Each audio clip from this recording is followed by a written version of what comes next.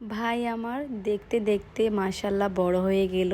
এখন বোনের থেকে ঈদের সালামিও চাই। আজকে আমাদের ছোট্ট বাড়িটা আপনাদের সাথে শেয়ার করব। এই ছোট্ট বাড়িতে আমরা বেড়ে উঠেছি, আমাদের কত স্মৃতিই না জড়িয়ে আছে। আর আমার ছোট্ট একটা কাজিন আছে, সব কিছু মিলিয়ে থাকবে আজকের ভিডিওটা। এই ফার্নিচারগুলো আমার বিয়ের আগ থেকে আমাদের বাড়িতে, মানে ছোটবেলা থেকে দেখে দেখে বড় হয়েছি, কত মায়া লাগে সব কিছুর জন্য। হ্যালো এভরিওয়ান, আসসালামু আলাইকুম। কেমন আছেন? আশা করি সবাই খুবই ভালো আছেন। আজকের ভিডিওটা একটু স্পেশাল, কারণ আজকে আমার ভিডিওতে থাকবে আমার প্রিয় ছোট্ট বাড়ি, যেই বাড়িতে থেকে ছোট্টবেলা থেকে বড় হয়েছি। স্মৃতি জড়িয়ে আছে হাজার হাজার। যেখানেই যাই না কেন, যত বড় অট্টালিকাতেই থাকি না কেন, এই ছোট্ট বাড়িতে এই ছোট্ট রুমগুলোই খুব মিস করব। এই রুমটাতে আমি বিয়ের আগে থাকতাম। তো এই যে এটা ছিল আমার খাট, এই পাশটার খাট ছিল, আরও কিছু ফার্নিচার ছিল রুম থেকে, ওগুলো পরে সরিয়ে নিয়েছি, মানে এখন সরিয়ে নিয়েছি। আর এখানে এটা ছিল আমাদের সামনের রুম, এখানে ডাইনিং এবং ড্রয়িং দুইটাই একত্র একটা রুম দিয়েছি, সোফা আর খাবার টেবিল। এরপর এটা ছিল আমার আম্মুর ছোট্ট একটা কিচেন। অনেকের কাছে হয়তো সুন্দর লাগবে না, কিন্তু আমার কাছে এটা স্বর্গের সুখ। আমি পৃথিবীর যে জায়গায় যাই না কেন, আমার বাবার বাসায় আসলে আমি সবচেয়ে বেশি সুখে থাকি, কারণ এখানে আমার মানসিক শান্তি আছে, যত্ন আছে, আমার ছোট ঘর আছে, ছোট ঘরে সাজানো এভাবে বিছানার চাদর আছে, তারপর সব কিছুভাবে সাজিয়ে রেখেছি।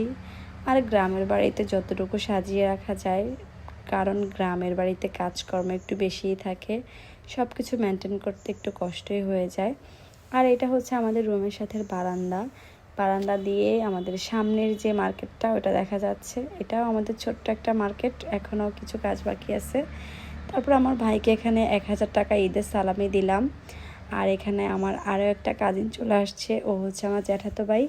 ও একদম ছোট, মানে আমার ছোট্ট জ্যাঠাতো ভাই, ওর পরে আর কেউই নেই। তারপর ওকে একটু সেমাই দিলাম।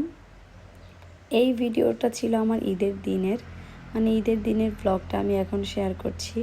আর এখানে আপনাদের ভাইয়া সে বাইকটা রেডি করে নিচ্ছে, চলে যাবে শ্বশুর বাড়িতে, মানে আমার শ্বশুর বাড়িতে যাবে আর কি। তারপর এখানে আমি আমার গ্রামের বাড়ির কিছু একটা ভিডিও অ্যাড করে দিয়েছি। এটা ছিল আমাদের ছোট্ট একটা কিচেন। এখনও অনেক কাজ বাকি, আসলেই কাজ হাতে নিলে বোঝা যায় যে কত কাজ, কত কষ্ট।